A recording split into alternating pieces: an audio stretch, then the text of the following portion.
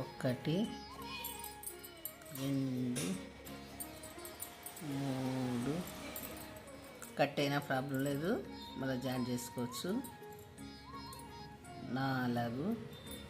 ఇందులో బియ్యము పోసుకోవాలన్నమాట, పోగులు అతుక్కొని రాకుండా, పోపుగా అతుక్కొని చిక్కుపడకుండా నీట్గా రావడానికి ఇట్లా కొంచెం బియ్యం పోసుకోవాలి. పోసుకుంటే ఫ్రీగా దారము ఓదానికి ఒకటి అతుక్కోకుండా నీట్గా వస్తుంది.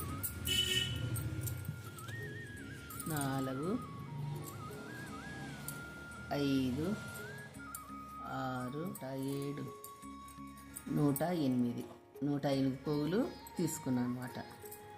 మళ్ళీ దాంట్లో పోగు వేసేటప్పుడు మళ్ళీ ఇట్లా పత్తి పెట్టి ఇందులో వేసేయాలి.